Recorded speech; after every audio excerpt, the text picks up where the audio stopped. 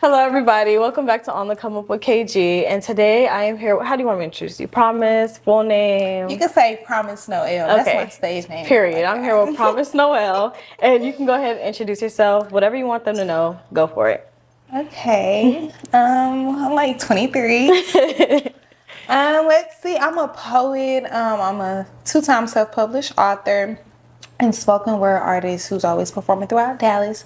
So if y'all want to tune in and see me in my element, y'all can follow my poetry page on Instagram. That's Black Poet Society. It's BlackPoetsSociety, and that's Black Poet Society. Okay, so how long have you been doing poetry? So I've been writing since I was 7, but I would say I started performing like consistently back in Dallas after I graduated college. So like 2021, 2022. Okay. And so, by the way, y'all, we went to the same college. The Grambling State University. So, yeah, she does poetry here. It's crazy because I used to kind of do poetry back in like high school. I've always been a good writer, but I don't know if poetry is I like get that my so thing. much. I get that so much. I think everybody should get back into it. Everybody always be like, I used to write and I used to love writing. Keep doing it. I like very writing. Therapeutic to me.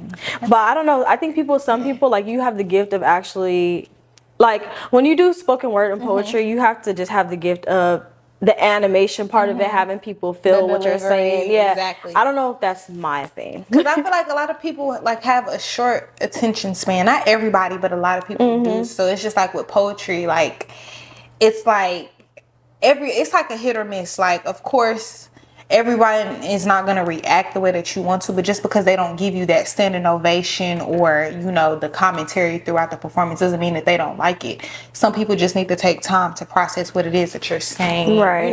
How you're saying it, because how you say it makes a difference. Like, if my delivery isn't on point with the specific poem, then I get on myself, because it's like I know they was gonna like that. I knew that was gonna be a crowd favorite, but if I don't execute it in a particular way or fashion that I know is gonna catch the crowd, then it's like we gonna run this back again at the next show. Yeah. But I think I have a good connection with the crowd and being able to hook people in. So that's what I love. I love that. Yeah, I think it's kind of like comedy in a sense. Like, if you have a long joke, you gotta make sure you execute it perfectly so it lands. Stage presence, appearance. That's why I feel like all of that goes hand in hand. Like, I could sound shallow, but appearance matters. Like, your appearance is everything, especially when you're on stage. And then it's like be realistic with poetry. It can get boring. Like, I'm not gonna lie, it can get boring because you really have to be like locked into what somebody is saying, or try to understand, and it may not resonate with everybody, but you at least need to make sure that you connect or you reach at least one person. Then I feel like you've done your due diligence, you've done your job. But if you don't do that, then it's kind of like when you get off the stage, like it's really like that. Like, yeah. So what is your what is there? So I don't know too much about poetry, but I'm sure there's different genres. What's your favorite genre, or like what do you write poetry about? If I'm being realistic, I love reading, I love English, but when it comes to all the different all the different forms of poetry, I don't know that like the back of my hand. I just know that like I just write like whatever comes to my mind. I'm the type of writer and poet, like I have to write down what it is that I see, that I feel, or what's being stated in my head, because if I don't write it down, I'm gonna forget it, and it's like, damn, that could have been your best poem. Yeah, you didn't write it down, because so it's just like I have to hurry up and get my thoughts out. But they come like 3 lines, so it's like the first 3 lines always come to me naturally, and then everything else just flows. So it's like people are often, ask me like, where does your inspiration come from, or what made you write this particular piece, or what influenced that? And it's just like I never really know what I'm talking about until the ending. Like I'm just that type of person. Like, don't ask me what do I plan on talking. I don't know. Like whatever, just so in an instance I'm kind of freestyling when I'm writing, or even when I'm on stage. Like my mind can go blank, and I'm just like, well, fuck it, we gonna make the best of it. Y'all gonna get something good today. Yeah. So yeah, a lot of it is really off the top of my head, honestly, I feel like. So have you, or do you do music?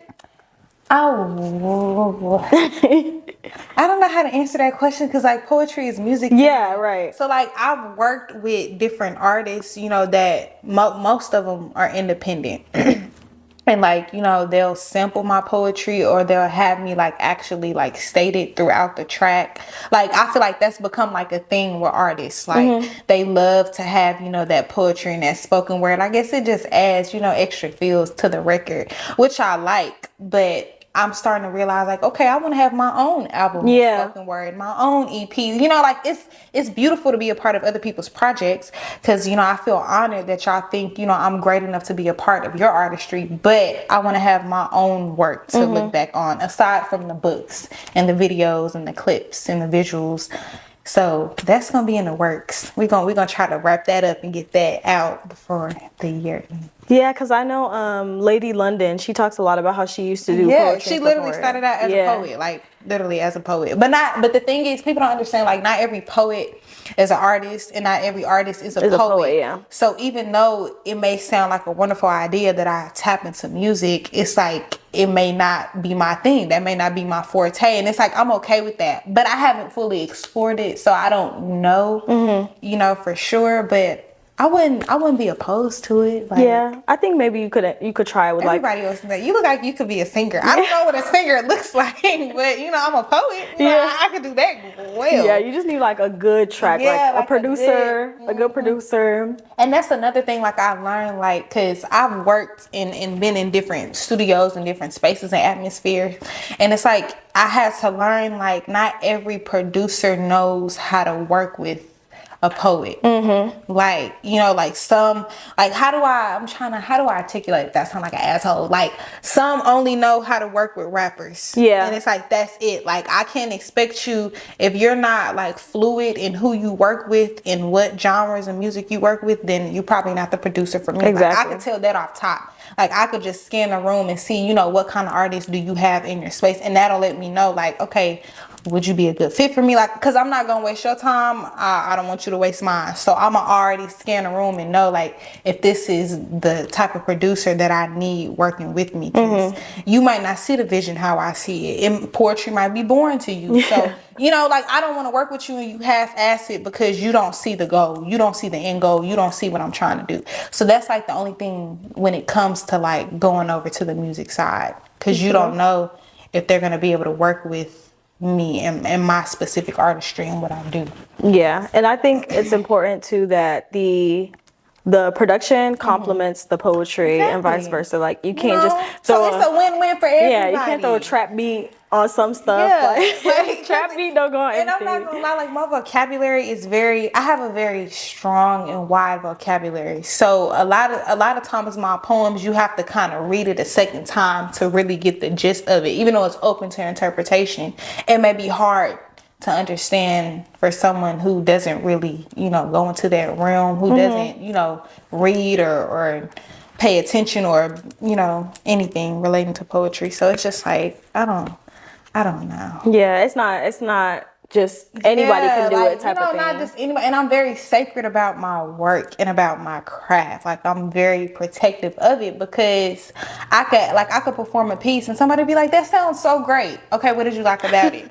And they don't know, like, it just sounds good to them. Or the way I said it, maybe it put them in a specific mood, or it was very sensual, but it's just like, did you even actually get what I was saying? Like, do you even have your own understanding of what I was saying? Like, that's how that's like my biggest way of knowing if you really paid attention, or if you were listening, or if you were just enjoying it for the vibes because it sounds good. Like, that's how I know. Do you have a certain do you have a favorite poem? But I know you said that you just do a lot of them off the top of your head, so do I have I do have a favorite poem. It's called "The Soul Gotta Be as Fly as the Fit." I like it because it's just like, it's very, like, the message is very clear and direct.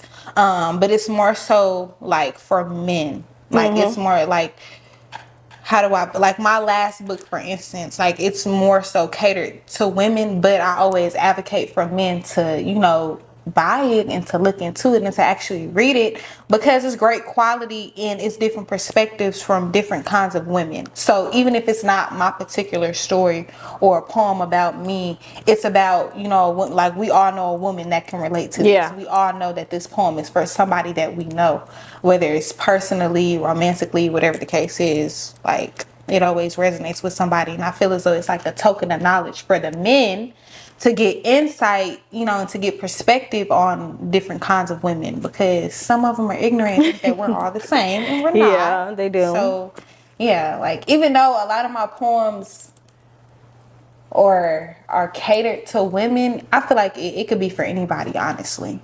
Okay. Like, it's just a matter of how you interpret it and what you gain from it. So, yeah. Yeah, I think you just have to be open to seeing a new perspective. Exactly. And you have to be vulnerable. Like, a lot of my poetry is deep. It is. Like, that's why I say you have to read it a second time. You may have to listen to it a second time, because it's very in depth, and I'm very great at articulating other people's feelings, emotions, and thoughts. That's another reason why I like poetry so much, because it's like I'm not just talking about myself. Like, I'm always talking about people that I know, or people that I make up in my head, like characters in a sense.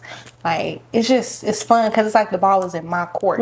Nobody else is controlling it but me. So I like that. That is a very good gift to have, is to be able to because some people don't know how to communicate their feelings or put into words how they feel. That's why certain people connect to certain type of music. Like, I really like Frank Ocean because it's like, dang, that's exactly how I was feeling, but I would never have been able to say it like that. And just to have somebody else say it, it's like, thank you. You know, because I didn't do that exactly. I'm not you crazy. Did it for me, so I thank you for that. I feel like it just makes it better. Like, I want all my work to be relatable. I get every poem, every person is not going to be able to relate to, and that's understandable. But I want to be able to touch somebody or reach somebody, or I want them to go back and be like, you know what, I'm gonna just save her page, because I might want to go back and watch, you know, another video or another clip. So yeah, that's what I want people's reactions to be like. You know, let me turn my post notification on, so the next time she posts a video, I make sure I catch it. I like that. And so, what about your the books that you wrote? What were those about? Or first of all, what are they called? I have them. So the first one is A Rose for You and Me, and that one is more like a coming of age, because I wrote that one when I was in college. So it's definitely that age group, that whole 18 to 22. They'll definitely be able to resonate with that for sure. But it's really just for anybody, like male, female, because it's so many different perspectives and stories, like, and it's very vulnerable, like it's like, in a sense, I'm opening up and I'm giving, you know, my flowers of what I've experienced or been through, and I'm giving it to you, so I'm sharing that with you. So it takes a different level of vulnerability to be able to do that, because just like once you put it out there, it's out there forever. You know, anybody can read that book, and they don't have to know me to be able to relate and understand to what I'm talking about or where I'm coming from. So yeah. And then what about the second one? And then the second book is To Those I Once Loved, a memoir to myself and all women. So of course, like I stated, that's more so catered to women. And again, it's just various, like, I'm trying to see what's the best example. Have you seen For Color Girls Only? Okay, so it's like that. It's different stories. It's like literally different women, and every page, every poem is a different story or a different aspect or perspective. And I'm very much guilty of, like, once I'm firm on a stance or a point, like, nobody can change that. And it's like, it doesn't hurt to get different perspective or to get a change of perspective. Like, it doesn't hurt to listen to that, even if you don't necessarily agree with it. So that's how I receive my work. But of course, it's my work, so I'm biased to it. But that's how I hope other, you know, readers would look at it. Yeah. So when did you what year did you go to did you enter Grambling? So I entered Grambling in fall 19. So when I entered, technically I was a freshman because of course it was my first year there, but I was already like a junior by my credits.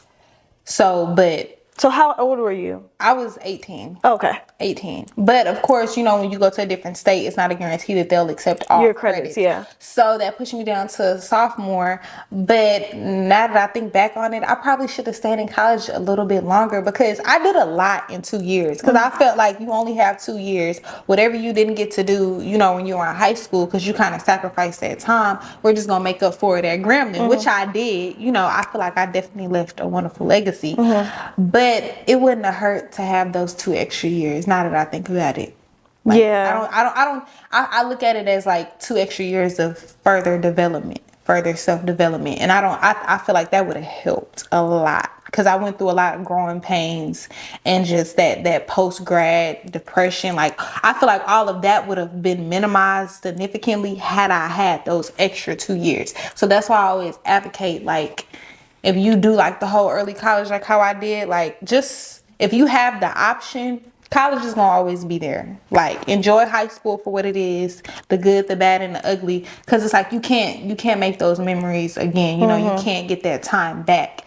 And I feel like because I was so much into academics and, you know, being such a scholarly student, you know, I'm signing the contract, not even realizing that you're really sacrificing, you know, a significant and pivotal time in your life. But I don't have any regrets. You know, my pathway is unique to me, but I would tell, you know, any 17, 18-year-old, just, you know, enjoy high school and get those 4 years because every single year is needed. Okay. So for obviously you're very smart. So for Grambling, because I have an opinion on that too, but for Grambling, what do you think, or do you think that it did anything for you academically? Like obviously the social self-development, all that amazing, HBCU, but like academically, do you feel challenged or do you feel like it helped you? I feel like it definitely did. I'm extremely confident, right? And I didn't, before I got to Grambling, I didn't come across a lot of women, young women my age, let me say, that were as confident as me. So it's just like going to Grambling, like how do I word this? Like going to Grambling, like I wasn't intimidated, but it showed you like, okay, you're not the only confident one right here. You're not the only bad bitch around here. Like you're not the only one who has things going for you. So it's just like I had to like kind of humble myself a little bit. But it definitely like it brought out like I guess like the artist side of me, like artist development wise, it grew significantly. Like from 2019 to 2021, like I went from, you know, being that girl that does poetry on Twitter to now I'm performing at graduation, at, you know, coronations, convocations. Like I'm just, you know, I'm everywhere. Like I found myself in every space that I wouldn't have thought and that I wanted to be in. So definitely shout out to them. And I've never had so much support. Like the school spirit and the support is just hands down. Like I never experienced anything like that. So it felt good to have that. It was like home away from home. So it's like I literally created a whole new life and a whole new identity out there. And then me coming back and trying to mesh that with who I was before, that was like the tricky part. But it's like once it all came together, I was good to go. Because I want people to know me as the poet. I like that. And it's like now when I get introduced in different spaces, it's like, you know, she's a poet, she's an author. It's like I don't even have to give that introduction anymore. It's like people know. They like, know, like, and that's what I want it to be. Because I'm not just Promise. You know, you got to add in the extra P's, poet, you know. Promise the poet, exactly. Period. I like that. Have you, okay, so for me with Grambling, I love Grambling. Everybody think I hate Grambling. I don't hate Grambling. I love Grambling, but when I went to school, I was really thinking about academia. Like I was thinking about being challenged academically. I was thinking, when I was in high school, I was in all like the AP classes. Same thing with me. You know, everything was accelerated. Yeah, so I've been like that my whole life. California has a very tough education system because our colleges are top notch. Like they're really pretty difficult to get into. So in high school, they're like drilling into you. Like this is what you're gonna do. You walk into class, put your phone down, you writing a 5-page essay, like right there. So I was like trained that was my college life was gonna be like. And then I got to Grambling And I was like, this is light work. But see, and that's the thing, and that's another reason why, like, I say, like, it's kind of like my opportunity, like, to start college. Like, I'm glad that I did. Like, obviously, it was meant for me to go down that path because I got my associate's degree, went on to Grambling. But I'm glad that I was challenged here because it made the transition at Grambling way easier. You know, like I already had the expectations for myself because I'm my biggest critic. Nobody can be harder on me than I am on myself. So it's like I'm glad that I was challenged, even though it brought on a lot of stress. And I feel like I couldn't enjoy my teenage years. In the same instance, I'm glad for that because it's like when I got to Grambling, I feel like I was able to breathe. I feel like I was able to let my hair down. And I'm not saying that to say like Grambling is just weak, like you're not going to learn anything, like you're not going to take anything valuable away academically.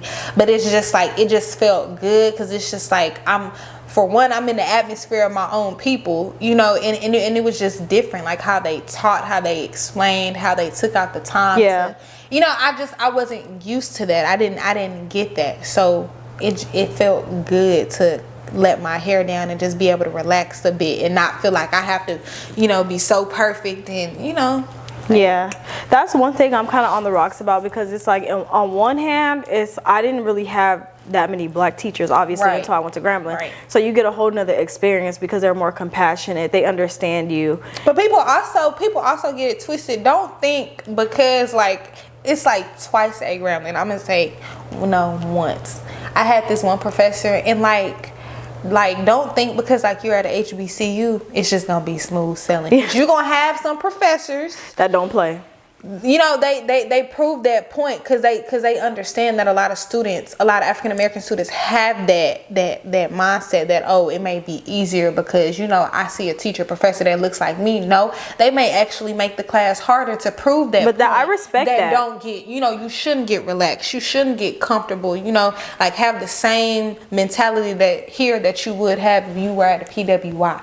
So, you know, I experienced that and it was like a wake up. It was like, all right, you know, I didn't get comfortable, but it just kind of opened up my eyes and it let me know like, okay, just because you look like me doesn't mean that we necessarily gonna connect. But I might like, you know, how you run your class, but you know, you grow a sense of respect once you get past that. You like, understand why they did it. Why they run the class the way that they do or why they run that department the way that they do. So I've always respected the teachers who challenge the class. I know like my classmates hated it, but it's like at the end of the day it's HBCU, but we're a university. And I feel like so many people don't take HBCUs seriously because of that reason, because they have a reputation of just having lax classrooms. And it's like, no, we are smart. Yeah, we're just as intelligent. We're just as intelligent. We can take a challenge. And I feel like more of the teachers should be challenging the students because no, this is not no game. Like we're here for higher education. And to me, it's more like a proof thing. Like, no, we don't come over here and just turn up and party and BS all day. It's more to that. It's more than that. And even though that's what y'all see, it's just like you have to be there. So it's like people that would speak on it, because I would find myself defending Grambling a lot, and I'm just like, you just have to be there. Like it's one of those schools. Like I could tell you and I can give you a play-by-play, like, but you have to be there, like, because it's much more than just in the classrooms and just partying. Like it's the day-to-day life. Like, but unless you go to HBCU or you attend Grambling, then you won't understand. Yeah, because it's a lot of, like I said, especially for self-development, character development, like the social aspect of going to a HBCU as a black person is unmatched. Like I learned so much about myself in Grambling. So much about, and not all skin folk is skin folk. But I was about to say that you learn about so many different types of black people. Exactly. Like I didn't know. You would think it's so funny because I grew up in a area where there was not a lot of black people. I was one of the only black people. So when I got to Grambling, I'm like, there's so many other types of black. There's suburban black people. There's hood black people. There's rich black people. There's poor black people. There's nerdy black people. There's like, there's and gratefully I could say that I had, you know, the best of both worlds. Like I'm able to fluidly and actively move around in different groups of black people, because, you know, I didn't just live just one way this way. I had a taste of different worlds. So, you know, I feel like that helped prepare me in terms of how to deal with them, how to work alongside with them, just, you know, how to collaborate with them. So Yeah, and I know for me it helped with identity because it's like I don't have to be like black and non-black is not, it's not just that. It's not just black or white. You know, it's yes, I'm black, but this is still what I like. This is still what I don't like. This is what I want to partake. And there's so many people who can relate to me in that sense. So I'm all for HBCUs. I love it. my Grambling Love my State HBCU. It forever is gonna be Grambling State University. So, so now that so did you graduated undergrad? Yes, and then graduated undergrad at 20. And then did what? And then I came back here, turned 21, and then I was like, oh, what do I do? Because like for the first time, like I didn't have anything to do. Like, of course, you know, getting a job, but it was just like I still graduated during COVID. So it's just like a lot of, and me being a criminal justice major at that, me having a degree in that, it was kind of like, what do I do? Because a lot of lawyers, attorneys, city council, like I was trying to get an internship and experience wherever I could, but it was just like they were still working from home. So it's just like when I finally did, you know, get an internship, thanks to my good friend and sis Michaela Hill, she went to Grambling too. Okay, Graham fan. Yes, she had connected me, and I definitely enjoyed my experience at the law firm. It was a personal injury and car wreck law firm. Dorothy Hyde, she's a great attorney, and it's in Dallas, North Dallas, of course. And it was a great experience. I expected Law and Order. I thought I was supposed to come in here suited and booted with heels click clacking, like serious, like ready to get the day started. And it briefcase. And it was not that at all.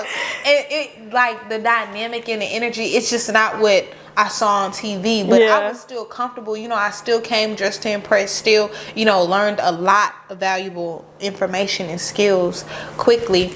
But it's not what you think. Like, and I feel like when it comes to like being in the criminal justice field, you have to have an open mind. Like you really do. Because a lot of the work that we did, you're taught. Like, even though you have a degree and it says, you know, basically this degree proves or that, you know, you might have mastered that or you might have knowledge in that. It's just like you really don't know until you get hands on and you're actually working on cases and actually having to go over contracts. And it was just a great learning experience. Like, and I took a lot in, and it felt good because I was the youngest, I was the baby, so I kind of feel like I had something to prove. But it definitely wasn't like that. Like, you know, everyone took me up under their wing and showed me and directed me. So I love that. I appreciate that, because not a lot of coworkers, not a lot of law officers will do that. You know, they expect you to come in, you know, and already hit the ground running. It's just like you know, that wasn't my story, that wasn't my reality. So it felt good that, you know, they took me under their wing and were very patient with me and understanding. So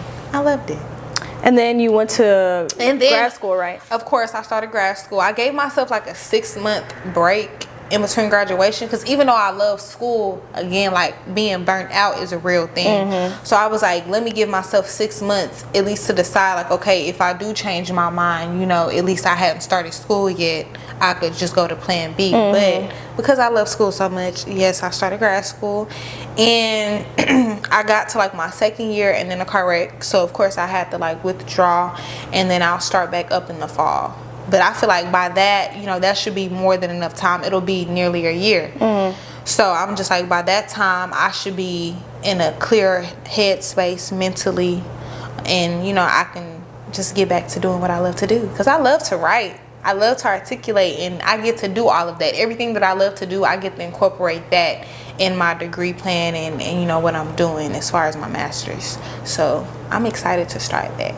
Okay, so one question was about, so when you came back and you were doing your internship, right, you were still doing like shows and stuff, right? Like, were you doing poetry? I wasn't doing shows quite yet. I didn't start back doing shows here regularly in Dallas until like September 2022. Okay. And then from that point on, I just started to add. It was just like the demand for me per se. I'm not going to say for poets, but I would say for me. I could speak for me. Like, it started to increase. And so I was just like, okay, like, I think I want to do this professionally. Because at first, it was just, I wanted an outlet to be able to share my work and my art. And everyone knew that I did that. It's just that I wasn't the poet that would perform live. Like, I was more so, I wanted to cater to the different different platforms so people could see me.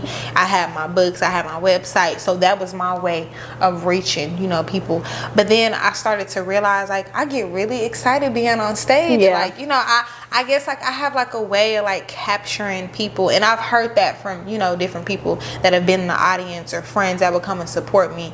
You know, like, don't just tell me I did good because you're my friend or you're my cousin or whatever the case is. Tell me I did great because you actually feel what I'm saying and, you know, you respect what I do. Yeah. Because let's say you didn't know me, you know, would you still give me that same compliment? Yeah. You know, so... Do you find the,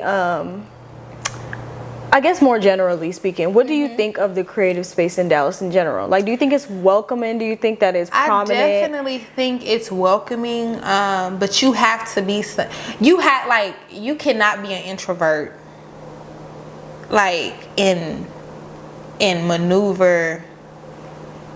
How do I say it? Let me not say that. Because I know a lot of artists that are introverted naturally, but it's like you have to have a different persona. Like, you literally, like, who I am right now at this podcast, that might not be the version that you get when you see me on stage, because you have to, like, I'm extroverted, but I'm also very shy.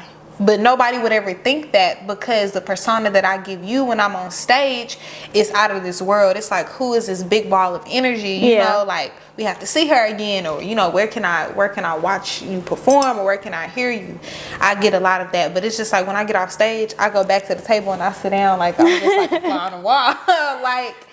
Cause I don't know, like, it's welcoming to me. It's been welcoming to me, but to somebody else, they might not have had that same positive experience, or they may not have been feeling very welcoming.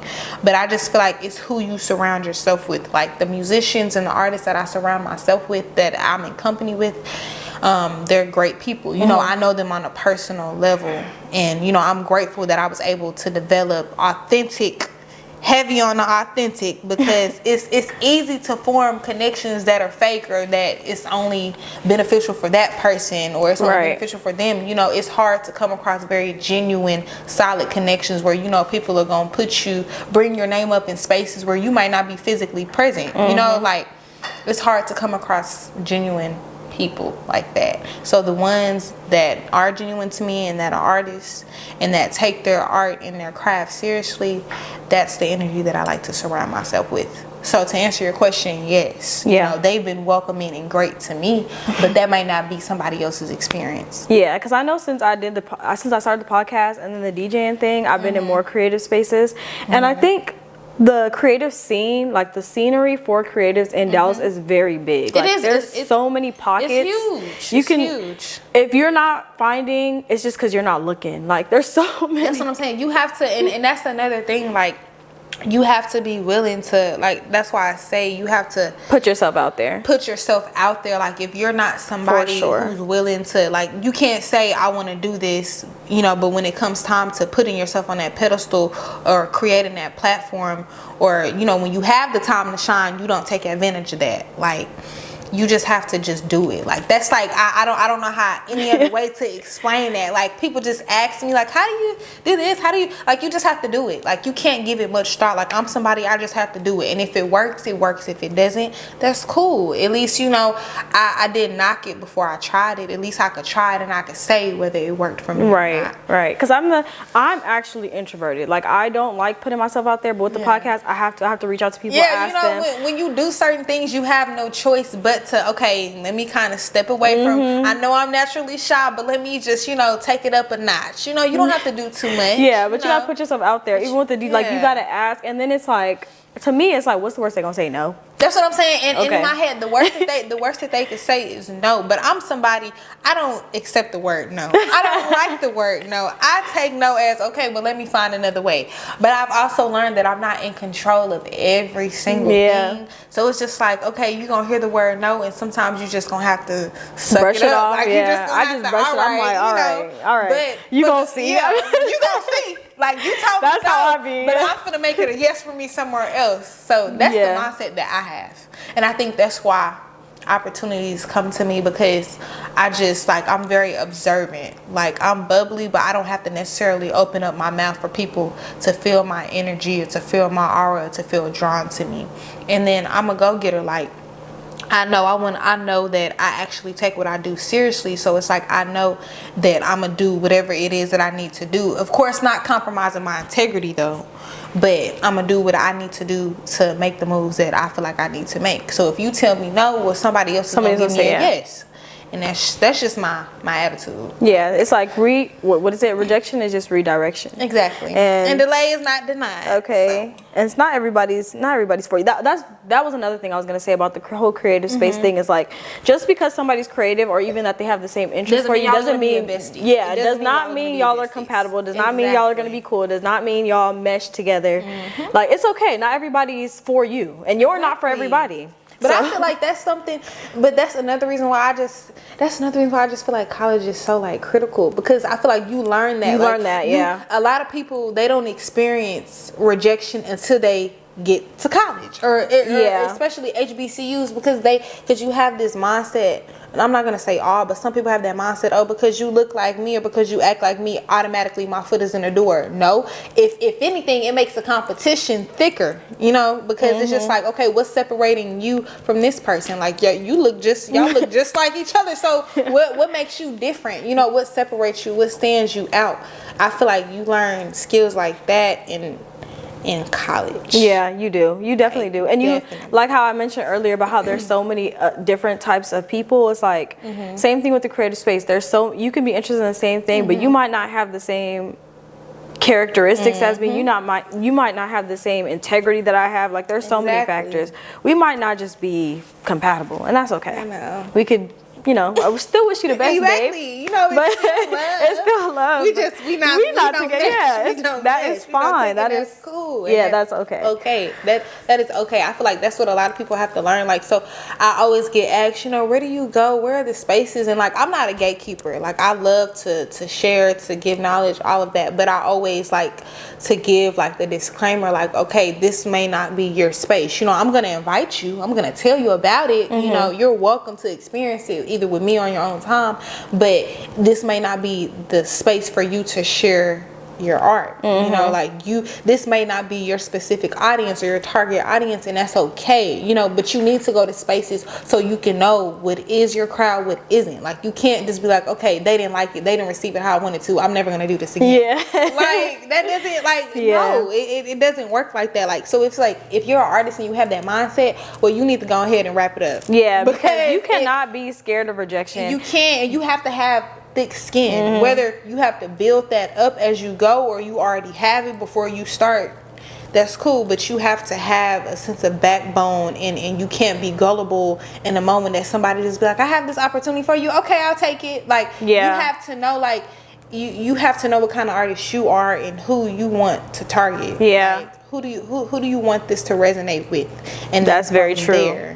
You got to stick to you, really, because it's the same thing with DJing. Like, people, y'all know I don't really DJ often, but it's because like certain spaces are just not for me. I'm not gonna go and DJ at a hip hop club when I don't even listen to hip hop for real. Like, I'm not about to DJ there. And that's another thing. I'm not gonna perform at this spot or this spot if I know I don't even listen to this. I don't like that music. So it's just like, off top, I'm not comfortable, and if I'm not comfortable, why am I there? Why am I here? It affects my whole energy. Like, like, it's just like, you gonna see like the disgust on my face. Like, why am I even here? Like, I don't want to be here. So if I'm not comfortable here, why would I be comfortable enough to share something that's as sacred to me as my poetry? Exactly. Like, I feel like that goes hand in hand. Yeah, exactly. I'm the same way. I'm like, that's not, because not to say that I just hate hip hop, but I don't really listen to it. I don't sit around all day and listen to Young Boy. It doesn't resonate with me. This is not my life. That's not my life story. I can't relate. I'm not in the streets. And I feel like music, like, I genuinely feel like music, that's like a way that I feed myself. And I mean that like figuratively. Like, that's how I feed myself. So it's just like, whatever I listen to, it has to it has to provide some type of nourishment, some type of enrichment, something like it needs to motivate me. It needs to make me feel good. Make me want to dance. To calm me down. Makes me get up. Like it needs to make me feel something good, a positive feeling. Yeah. And I'm sorry, I can't relate to him. I just. I'm not in the streets. I'm not doing that. I'm not That's selling. not my I'm life. not selling weed. I'm not depressed. I'm not. I don't. I'm and sorry. if I am, I don't want to be reminded of. I don't want to be reminded of my depression. I don't want to be reminded of that. If I listen to your music, what good is that gonna do me? How is that gonna help me overcome what I'm feeling? Especially not at the club. Like, why would I want to be listening to that? And then I'm drinking, drinking. And like, it's not a good. It don't recipe. make sense. It's not a good recipe for me trying to stay in a very healthy mindset. That it just doesn't work for me. But I get it. Like sometimes people just want to listen to it just purely just to have fun. Like they don't want to take anything deep away from it. Yeah, I'm not true. saying that, but I'm just saying for me, for the type of person that I am, what I listen to, it has to benefit me. Like I'm very picky on what I take in, what I pay attention to, what I observe. Yeah, it has to feed me in some kind of way that's going to help me. Yeah, it has to make sense. Because for me, it's like, if I'm okay, cool, you can listen to that. But like, if I'm in a club setting, me as an introvert who does not like to go out, if I'm gonna force myself to go out, why would I go out to listen to a bunch of sad shit? Like, I want to listen to something that's gonna make me dance. If that was the case, I could have stayed at home. Like how they used to back in the day. Yeah. I wanna be so, oh my gosh, at the top of my life, sweating, just dance out. Like otherwise, I could have stayed at home. I could have stayed at home and listened to Young Boy or Broadway. I just don't get it. Yeah, that's just not my cup of tea. I get that so and much. I tell people that I hang with, please don't invite me to any clubs. I literally have to be in the mood for that. Like I have to say, I think I want to go out to this spot. Please don't invite me out if it's a club. And 9 times out of 10, because we're going to have to get a section. Yeah. If we want to be comfortable, 9 times out of 10, we're going to have to get a section. And I just, like, what are we doing? Like, we sitting around doing what? Staring at each other. And then I don't even listen to the music. Yeah, exactly. I might bop my head because he might have said a line or two that I kind of fucked with, or she might have, I like that. But then it's like, okay, like I'm just, and I'm on my phone, just dry ass on my phone. All I got was some good pictures. Exactly. Tonight. That's it. That's all I got to show for it. Like, I don't know. I'm just more intentional, I would say. Yeah, that's what it is. I'm way more intentional with my time. So it's like if I have any doubt, or if any doubt slightly comes up, no, I'm not. It's a no. It's a no for me. It's a no. Like it's a, not that I wasn't intentional before, but it's just like even more now, because it's like I value my time even more. So it's just like if I don't want to do that, I'm not going to do it. And it's nothing that you can say to convince me. I used to be able to kind of get convinced. I was like, okay. Since you begging. You know what I'm saying? But it's like, no. And I said what I said, and don't ask me again because I said no. I don't want to go. I don't want to be a part of that. Now, a good lounge, invite me, call me. Maybe some R&B, some tea, an art show, art gallery, museums. We could do stuff like that. I feel like those are activities of substance. I need something that's going to fulfill me. But the club, it's not it. It's just not. It's not it. No, and if it's your birthday, maybe. It depends. Like I said, I like dance music once in a while. It depends. But don't think that we finna do this every weekend. Every weekend. I'm not that. I'm sorry. I'm not that friend. If you want to go to the club, I'm perfectly okay with you not calling me to go. I'm glad that you know me so well to know not to call me for that, because I don't want no parts. Girl, yes, it's crazy because some people think now. That I DJ, like they think I'm some type of party promoter. They be asking me post my party. I'm not even going. Why would I post That's what I'm saying. And I think that's so rude. How you not, like, don't bombard me with stuff. Like, if I see it and I repost it, because I'm always sharing love. Like I said, I'm not a gatekeeper. Like I'm always promoting, I'm always supporting. So you don't have to ask me to do that. But if I know I wouldn't fuck with that, why would I it just doesn't I'm not supposed to tell everybody else to go. I'm not going. They're gonna expect to see me, and if I'm not there, it's like, well, why was you? No. I don't know. It's kind of people be asking me that all the time. Like, can you repost my? I'm like, babe, I'm so sorry, but I'm not going to that, so I'm not posting it. And I don't necessarily like it. So. Yeah, that's not my vibe. Like, how do you go about that without not being like an asshole? Like, I'm not trying to be rude, but it's just like if I'm not finna have some. anything that I have on my page, obviously, is stuff that I do, that I support, or that I like. Yeah, it's like my values. So you know what I'm saying. So why would I, if that doesn't resonate with me, if I don't align with that, no, I'm not. no. I'm so sorry. Respectfully, no. I'm so sorry. I love that for you, that. but you know what I'm it's saying. not. I'm just gonna politely don't do that. Don't do that. Please don't ever say that. Please don't ever do that again. I don't like that. Okay, so when was it? When was the accident? It was September 4th, Labor Day. That's the day before my birthday. September this year 4th. Or last year? Last year. Oh. Well, 2023. Damn, we all Oh my God. You gotta say last year. That was very recent. Recent, like really recent. Like, and the crazy part is I was literally in Deep Ellum like hours before. When I say hours, I mean like 6 hours before the accident happened. I was literally out. So you were leaving from being out?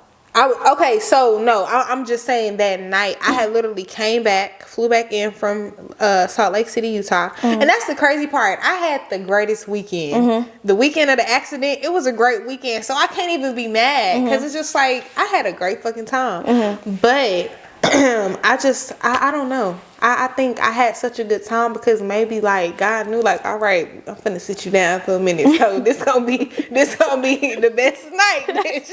We got to make sure you have fun. Funny. But maybe it was more like a thing where it's like, I'm gonna show you how fast shit can change. How fast, like, and it's crazy because I'm just like, had I known, if I would have known that I was gonna be in any harm, so I would have took my ass home. So what was the night like? So what happened? What transpired? So honestly, it happened that morning. So I was at my cousin's, and my thing is, my cousins, they know me. Like, if I got something to do, I spend the night, but I'm gonna leave early. Yeah, you know what I'm saying. So I remember leaving my cousins, and being walked out to my car, of course, and just, hey, it's okay, I'll let y'all know when I make it home. And that's the biggest thing about me. For one, they have my location. For two, if I'm home, I always be like, I made it or whatever the case is. So they kind of already knew something was wrong because it was like, your location is just pinging in one spot and I'm not answering. Usually if somebody call me and I don't answer, I'm gonna call you right back, or I'm on the phone, or I'm asleep. But I'm always gonna call right back, or I'm gonna text you. Like, I have my phone on me. So the fact that I wasn't responding and that my location wasn't moving, like, because of the fact that like my location wasn't moving and it was just pinging on 30, and it was like hours was going by, it's like, okay, and still we haven't heard nothing. So it's just like they're putting all of that together. So they already kind of, it's like one of those, like, you feel like something is wrong, but it's like once they got the confirmation, it wasn't shock. It was just like, what the fuck, like we knew, we just didn't know what exactly happened. And so yeah, like, I was put up from September to November, 3 months, 3 long months. And I don't know, I don't recommend getting hit or ran over. It's not a great feeling. I don't recommend. Try your very best not to do that. I say that every time. Like, it's 0 out of 10. I don't recommend it. It's not fun. I don't even know how I survived that. Well, so God, of course, but I don't know. I don't know. Like, people be talking about it and just be so amazed, and I'm like, it was a blur. Like, some days I have very vivid memories of it. Then other days I just be like, I just act like it didn't happen. Honestly, I don't know. I just tell myself in my head, like, it didn't happen. We don't know what we gonna say. What happened while you was gone MIA for those 3 months? But I just try not to think of it as an accident, because it's like, I don't want to be anybody's sob story. I don't want anybody to be like, how are you feeling? Are you doing okay today? Like, every single time, it's like, when somebody's asking you that to be courteous, but you also know when somebody's asking you that because they feel like to be nosy. Yeah, to be nosy. And I'm just like, I don't just want people to see me for the accident. Like, yes, it happened, but if you don't even see me or hear me talking about it that much, what makes you think it's okay for you to talk about it as much to me? Like, I feel like that's like a boundary that you would think is common sense. Yeah, obviously common sense isn't common, because I get it so much. Like, it's just like, all right, like, wrap it up. Like, y'all got to like March. Like, y'all got to March. Like, come on. Did you hear my last poem? I'm just like, I'm gonna let y'all get it out, and that's why people be like, I'm sorry. Like, I'm just like, you know what? Just get it all out. I'd rather you get it out now, because as the year progresses, we not gonna keep having this conversation. We're not gonna keep having this. This. I'm so sorry. Like, all right, this like obviously life is still going on. So like, talk about something different. Like, ask me something else. Like, I don't want the accident to just trump everything, because I've done so much amazing things. Right. And even in the midst of it. So it's just like, I don't want that to be the pinpoint or the focus. Like every time somebody sees me, like, how do you feel? Like, oh my gosh, like, and I just be looking like, what do I say? Yeah, it's like you need to be baby. or something like all I the don't time. like stop doing that. Just like I'm still the same person that I was. Obviously, I've changed to a degree, but I'm still the same person that I was. So don't feel like you have to, you know, do the checkups, or if we out and about, are you okay? Are you cold? Like, did I say that? Did I say that? Like, I'm chilling. Like, why can I not just be sitting up here chilling like you? Why do y'all think because I'm quiet and because I'm sitting back like this, oh, she must be in pain? I'm very vocal. If that's one thing anybody know, I'm very vocal. If I'm not comfortable, if I'm hurting, if I'm stressed out, if I feel like I'm finna have a moment, I need to go cry and I come back, I'm gonna let you know. You don't have to ask. So when people do that, I'm just like, every day my boundaries get crossed. Like, I feel like every day, and I know they don't mean harm, they mean well, but it's just hard to explain that to people because not a lot of people can get hit and ran over and live from and come out of it. So I get it's like oh my gosh, you know, and I know it's gonna take time for people to get over that, to get over the shock of it. But hurry up, y'all got to March. And then I remember it was very public, like they had it on the news. And I didn't realize that, like, one of the girls that I'm cool with, she was just like, it's like literally like the whole city stopped. Like, she was like, I don't think you realized, like, you was everywhere. And I don't think I realized, like, how big it, you know, like, because it's like you hear traumatic stories and events of people all the time. So you're not going to think, oh, because it's you, the world is going to stop. But literally, that's what it felt like. Yeah. That's what it felt like. Yeah, I think I've seen, it was like, something similar. One of the news outlets or something. Yeah. But they said it was a hit and run. Yes. So the person left. It was 2 hit and runs. So it's a lot. Car wrecks and 2 hit, and when I say 2 hit and runs, people think, oh, you got hit in the, like, they hit your car, and no, my body. Like, what? I got hit by one car, ran over by another car. So it's like, when I break it down like that, it's like, oh my gosh, like, I'm just like, ain't no way, like don't get me wrong, you can sustain serious injuries. Even if I did stay in the car, I could have still sustained serious injuries. But they wouldn't. The injuries that I had, no. You're not gonna get that being in the car. So it's just like when I tell people, they're just like, what the fuck? Like, it's just always like oh my gosh, like they can't fathom it. No, like, that's crazy. And you said it was the morning, right? It was in the morning. This was, now when I say the morning, it wasn't like 10 o'clock in the morning, but it was still light enough. Yeah. Ain't no way you finna miss hitting a whole human. Like me, like there's no way you're gonna miss that, like, or you're gonna feel that. Like, something. I don't get it, but I feel like me trying to understand. I just feel like there's certain things in life we're not meant to understand. So right. It's just like the more that I keep trying to spend time trying to understand, I'm gonna put myself into a frenzy because it's just like not everything has an explanation. Like sometimes things just happen. Now the accident, of course, I feel like it was a bigger meaning and reason why it happened. But the way that it happened, whatever lesson, whatever God was trying to teach me, I just feel like, did it have to be that bad that for extreme, me to learn? Yeah. Like, I'm just like, I could see if I was out here just bullshitting, like with my life, just not doing shit at all.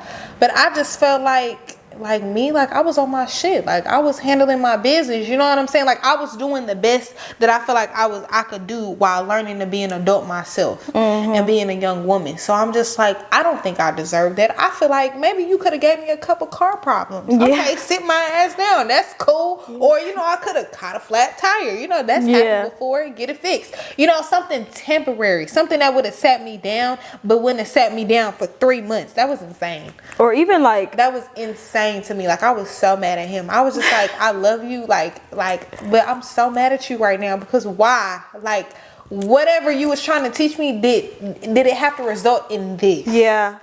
Like what was it that you feel like I needed to know or I needed to grasp and learn so bad that I feel like that was just too much. I feel like God did a little too much with that. Yeah, you probably won't understand it for a long time. Exactly. But I know eventually you're gonna be like okay. I'm not gonna understand it. And like I had to like really talk because I'm very private. So it's just like I don't really talk about it. Like I said, I literally act like it didn't happen. Like, even though I feel the physical effects of it, it's just like I act as if it didn't happen, because it's just like nobody else went through what you went through. So they don't understand. It's not like I could get, oh, I understand. Yeah, no, you don't understand. And I think that's like a trigger for me. Like, if I hear that, it just pisses me off, because no, you don't. Yeah. Like, I wouldn't want anybody to Right. feel that. You know what I'm saying? Because it's not a guarantee you won't come out of that alive. But it's just like you don't understand. Like, and I don't think I want somebody to understand. But Yeah. it's like, at the same time, I feel very lonely in my thoughts, because it's like, how do I know I'm just having a bad day, or maybe I'm just feeling my emotion? Like, how do I differentiate me being negative versus me just having a bad day? Like, it's like I can't quite differentiate the two. So it's just like I go in my, like, I don't want to, when I'm having those days where I feel like I can't distinguish if I'm just being an asshole or if you just going through the motions, I just rather not talk to people, because I don't want to put that energy onto you. I think that reminds me a lot about me, because it's like you don't really know the lines are blurred between extending yourself grace or just sitting in misery. Like, exactly. so like, you don't know. How do you know when you've been doing? Like, people say, like, okay, have that day, take that day or two, be in your emotions, be in your feelings, feel that, but then you need to get up. It's like, okay, I don't know when the time comes for me to sit down. When do I get over it? When do I act like nothing? Like, I don't know. Yeah. Like, I'm very much, I don't know with my feelings. Like, I'm literally taking it day by day. Yeah, I mean, only, like you said, only you understand, only you know how you feel, what you went through. So only you know when enough is enough, and you got to be like, all right, today is just not the day. Like, and I think that's why, like, I've gotten invited, to go out, just to hang out, just to do different things, and it's just like, I'll be like, no, because it's like, for one, like, I'm very self-conscious. Like, I've had several physical changes. I'm literally half bionic woman. I feel like I should be like a superhero off of Marvel, because I'm like half metal, and then the other half is still good. But it's just like you were nearly split in two, so it's just like, just having to deal with all the physical changes of that and accommodations that I've had to make. Like, I don't move as quick as I used to. Like, I can't, like, I'm very self-conscious, but I'm even more self-conscious now that I've had, like, the changes happen, and now that I have to kind of live with them, because a few of them are temporary, but a lot of it is this is you, like, this is your new reality, this is your new body, and it's like, I'm still getting used to my own body. Like, I've always been delicate with myself, but I'm even more delicate, because it's just like, you got a new body in a sense, what I'm saying? You don't want to do nothing to mess that up.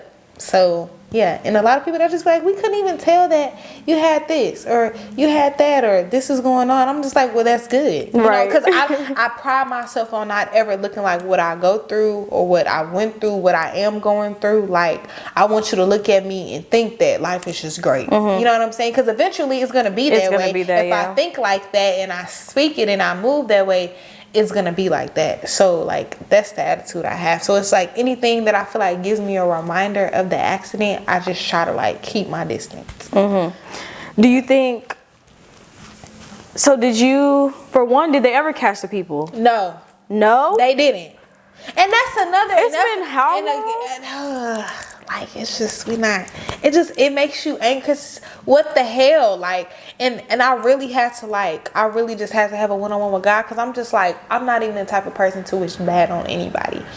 But how do I not, like, wish bad on the people that, because, like, how do you forgive? How do I, you know what I'm saying? Like, how do I, because this could be your daughter, this could have been your granddaughter, your niece, your sister, your cousin, your best friend, your sorority sister. You know what I'm saying? Like, anything. And it's just like, how would you feel if somebody just hit your child, and then somebody else ran over your child, and you didn't even check to see if they're okay? You know what I'm saying? Like, you didn't, like, what did you really do? Like, it's hard for me to not want to wish bad on them. Like, I still struggle with that today, because it's like, I just want you to feel how I feel. Like, I want you to feel all of it times 10, actually, because it's just like, you don't have to live with these changes. Like, Like a lot of it is permanent, even though a lot of it is temporary, a lot of it is permanent. And it's not even just physical, it's mental. It's I'm mental, gonna think about emotional, that. spiritual. Yeah. Like y'all, you know what I'm saying? Like it's affecting me in every way. Like I catch myself mad at God a lot. Like even though I pray and I journal and I write and I do everything that I feel like I could do to try to cope with my feelings, it's just like I'm mad as hell. Like I'm mad. Like and my friends have to tell me like you're valid in that. Like it's okay you have the right to be mad. You know what I'm saying? It's okay for you to be mad. Like don't think that you have to just put on this game face like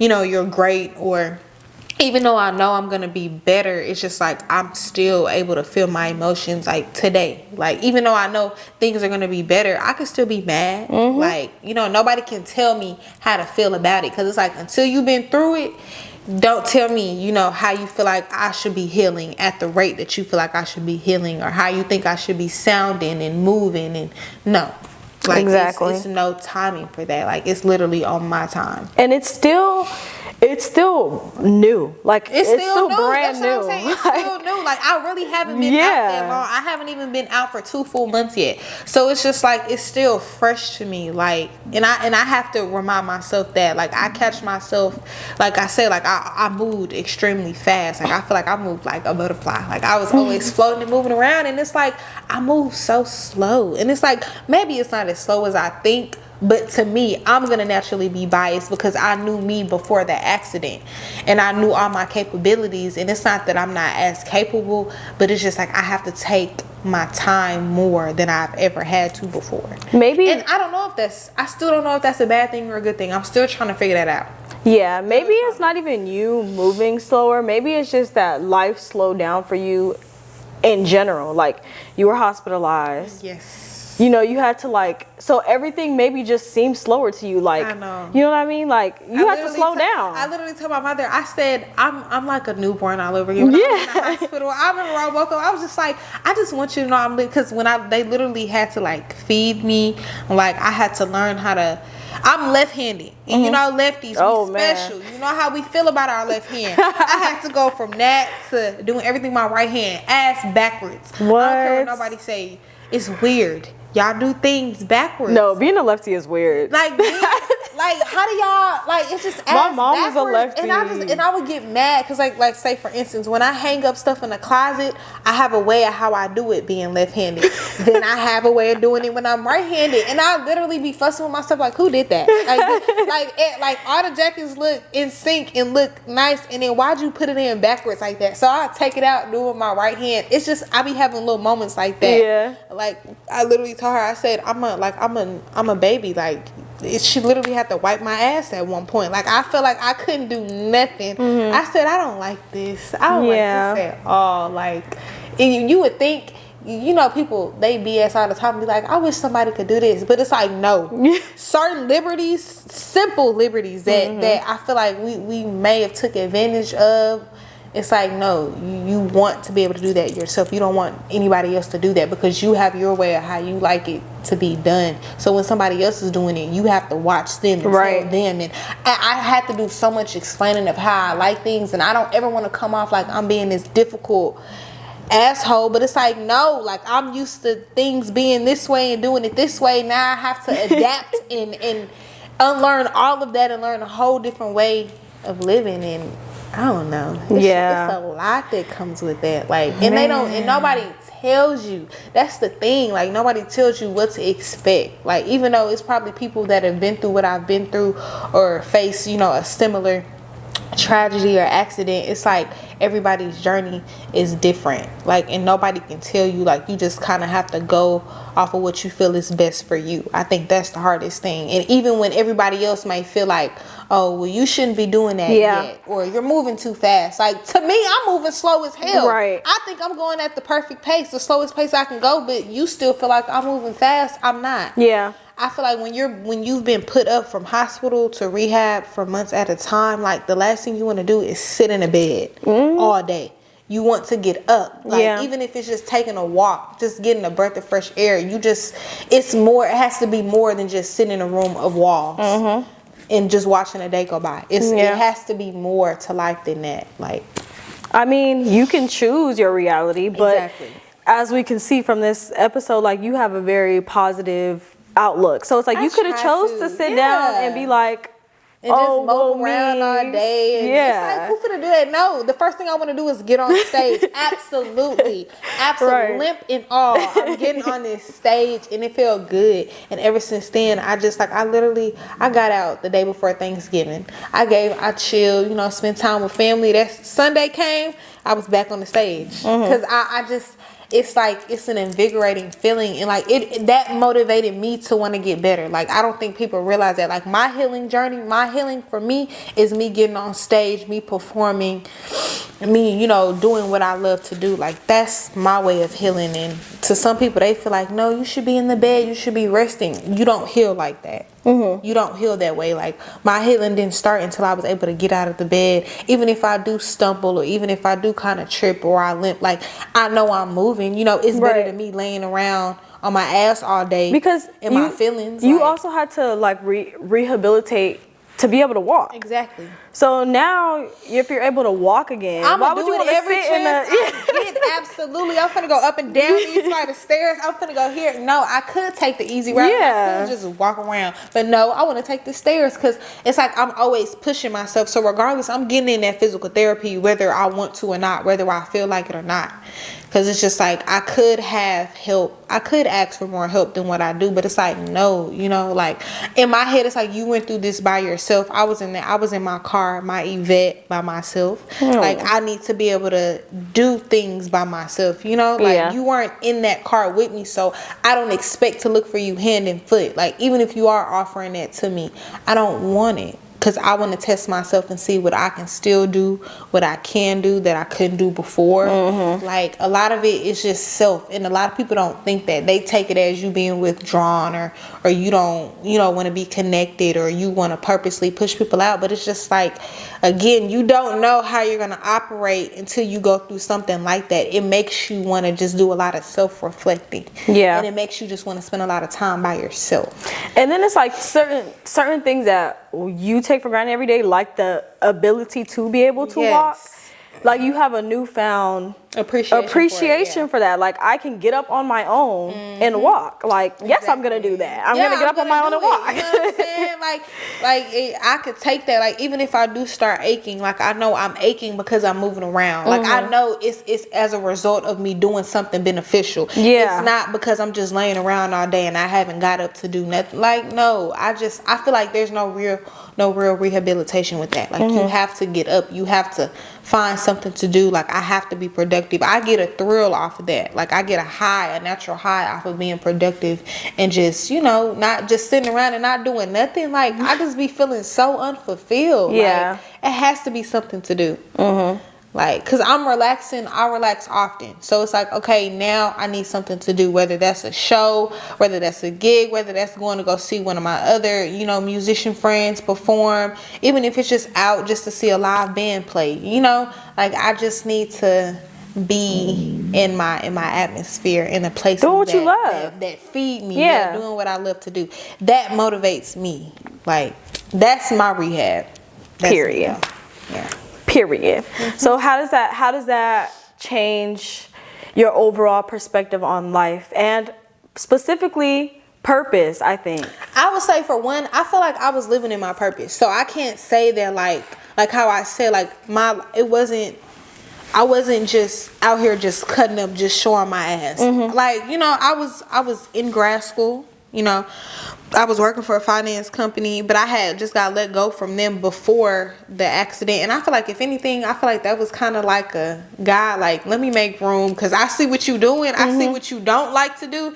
And I just feel like what I do, that's my 9 to 5. Like, I feel like I have so much more to offer than clocking in. And don't get me wrong. Too. If that's what you feel like you're here for, because not everybody is meant to be an entrepreneur or meant to be their own boss, and that is okay. Like, there's nothing wrong with being a 9 to 5 girly or man. But me, Promise McCree, that I just feel like that wasn't my purpose. I have so much more to offer and to share than to just be clocking in. So it felt like a relief. I wasn't worried, how am I going to pay this? How am I going to do this? Because I already had plans to separate from the job, but they let me go. So I'm like, okay, great. Like, you know, that's more time I could put towards my craft and, you know, doing shows and not feeling like, how am I going to have enough PT if I go out of town for this show? Am I going to have, you know, like not worrying about that. So it felt good, and I felt like I was living. I was actually starting to really, really live in it. Yeah. And I feel like the accident kind of just put it on hold for a minute. Like, but when it comes to life, I've always had the mindset that like we run out of time. Like my greatest inspiration is Tupac, because I just loved his philosophy and his work ethic. He always worked as if, you know, tomorrow wasn't a guarantee, as if tomorrow wasn't promised, which is why he had so much work, like 7 or 8 albums worth of work, even after he died. And I'm not, you know, and of course I pray to live to an old age, you know, but I want to have work that, you know, will outlive, you know, the time that I have here on earth. So basically, like, okay, performing is like my way of healing. Okay, yeah. So that's why I was so ready. Like, I came home that Wednesday, the day before Thanksgiving. I got on the stage like Sunday, and it felt good. Like, don't get me wrong, I was limping. You know, that walk was a little bit more serious than what it is now, but it felt good. Like, cause it's just, I was embraced, and like, you know how you go on the stage and it's like, hey y'all, I know I've been gone for X amount of time. It's like, I didn't even have to do that. You know, like, I was letting people like give me their own intro, because it's just like, I want to hear from your perspective. Like, you know, like, how did it affect you? Or, you know, it was just the proudness, and it was just the smiles. Like, and I was just like, see, I'm back in my element. I'm back in my space around my people. Cause yeah. Okay, I remember what I asked you now before then. It was, did that change your perspective on purpose? But you were saying no, because you feel like you was already living in your purpose. That's what I'm saying. I feel like if anything, that just kind of solidified and confirmed it even more. Like, I knew that's what my purpose. Because I just genuinely feel like God is not gonna put something on your heart, on your mind. Or, you know, you're not gonna be so talented at something. Because I'm talented at so many things, but for some reason, this one is just, you know, it's stuck with me this far. Like, you know. Yeah. So I feel like I'm already living in my purpose. It's just, of course, we reaching new levels, new heights, and which will come, you know, but I'm not rushing anything. Like, I've really learned to not rush. Like, and I'm not in control. Like, I'm not, you know, even though I'm the one writing and doing the work and performing, it's like at the end of the day, you know, God, so I've had to learn to just like surrender control. I'm still learning that, because I still have my days where I'll be like, no. Yeah. Like, but I'm learning, you know, and at least I realized, I feel like that was something that maybe I was missing prior to the accident happening. So. Yeah, maybe that's part of the, because I know earlier you mentioned not understanding why that had to be that dramatic, but maybe that's what it is. You need to slow down. But I could see if I was cutting up, but I wasn't. Like, but I mean, you know, I just had a routine. I'm just like, I was working, and I was out late. But that's because, you know, after you do a great set, after you do a great show, you might want to have a drink or two. You might want to, you know, like, it wasn't like I was just out here just showing my ass. Like, it wasn't like that. So I'm like, I could understand. But maybe in a that's why I don't get it. I feel like that's why I don't get it, because to me, I feel like I was doing everything the right way. Yeah. You know, but maybe in a way where it's like, you don't have to do so much. Exactly. You know what I mean? Like, you don't have to do so much and work so hard and move so much to prove anything to anybody, even yourself. Exactly. You know, like, you know what you're here to do. You know what your purpose is. Slow down. It's there. It's not going nowhere. I think it all goes back to the mindset of me feeling like you're running out of time. Like, of course we are, essentially, like, because don't take it for granted, because we're not guaranteed anything. But it's just like, maybe I took that overboard. Like, I really had that mindset. So it's like, if I didn't get 50 things done in a day, next day we're gonna try to get those 50 things done. And it was just like, you don't have to operate like that. But I don't know. I think I don't know why I'm like that. I'm a workaholic when it comes to things that I'm passionate about doing. I'm a workaholic. Yeah, that makes sense. Yeah. So what's next? What can we look forward to with Miss Promise Noelle? So, you know, I'm back performing. I have a show in Houston on the 13th. Okay, Houston. You know, February, like January or February? This like the 13th. Oh, but okay. I have a show here on the 28th. It'll be at Vivo in downtown Dallas. Okay. I'll be performing, so you know, of course, welcome. Everyone is welcome, but I know it isn't the space for everybody, you know, because spoken word, that's I feel like you have to have an appetite for that. So, you know, those that love it, you know, that receive it well, you're welcome to come and see me in action. And of course, I have my third book that's, you know, in the works, because I've been getting asked about that a lot. But I feel motivated to write a third book. I feel like I have a lot to say. I've been doing a lot of writing, so it's gonna be plenty of good stuff in that third book. Okay. But really just me continue healing, you know, properly, not rushing the healing process, which is why, you know, I'm waiting to start back grad school, you know, until the fall, because I could start it this semester, but it's just like I want to make sure that I'm in a better place, not just mentally but physically, emotionally, and that I can actually hone in and focus on what I need to focus on. Yeah. So yes. Okay, so we got the book, we got more shows, we got eventually school. Y'all just gonna be seeing me everywhere at this point. And then Just what's be your prepared. Instagram? Make sure you put your Instagram. So my Instagram is The Promise Noelle. So that's ThePromisenoelle. Okay, I'm gonna put it down too. I'm gonna put it. Yeah, because y'all need to follow the right promise. Ain't nobody else to me but me. So yeah. Okay, I'm gonna put that down. Is there anything else you want to say? Anything else we didn't talk about? Honestly, no, this was fun. This was like my first podcast. Really? In a long time. Oh, okay. Like, I feel like this is like, of course, I've been on different spaces and, you know, speaking in interview style, but this is like the first podcast where it actually feels like a podcast. Yeah.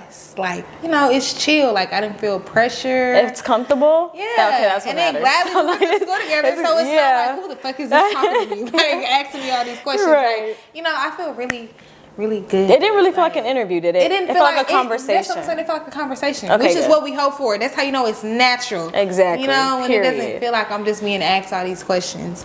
But no, I love it. That's good, because this is my first podcast of the year. Far. I think it'll go very far. Thank That's where we're going to speak you. and we're going to claim that at the beginning of the new year. And this is the first one of the year, so we starting off with a bang. Yeah, we starting off strong. A big bang. A big bang. You We know, starting off strong. and it's still Capricorn season. Okay. Oh yeah, your birthday just passed. It was on Christmas Day, so yes, still happy birthday to me. Wait, what did you end up doing? So honestly, I celebrated throughout the whole month. Like one of my biggest wishes was to be walking by my birthday. But of course I started walking in October. So, you know, I was just like, you know, it was great. Like it was one of those birthdays, like I got to do my visuals, you know, record some spoken word, get some content in. That was like one of my biggest So you got to wishes. do what you love. So I got, you know, so I fulfilled, like I had a great birthday month. Now my actual birthday, it felt different, but you know, it was cool. Like, thank God I seen another year. But the birthday month overall, it was great. Okay. Like, it's like, you know, I found different things I was checking off my list for the month of December that I got to do. So I felt good about that. So when my birthday came, it was like, you know, a relief. Because I didn't have that pressure of, what are you going to do for your birthday? Because I felt like I celebrated the whole month. Yeah. Yeah. True. 10 out of 10. I brought in the year 23. Great. 24. Well, I meant my birthday. Oh. My birthday. Well, yeah, we brought in 2024. Great, but Sorry, 23rd. Okay, got you. Life on this earth was, yes. That's great. good. Thank you so much for coming. I had so much fun. I am so glad you were my first guest of the year. I like to talk. And this is perfect. But thank y'all. And we'll see y'all next week on the Come Up with KG.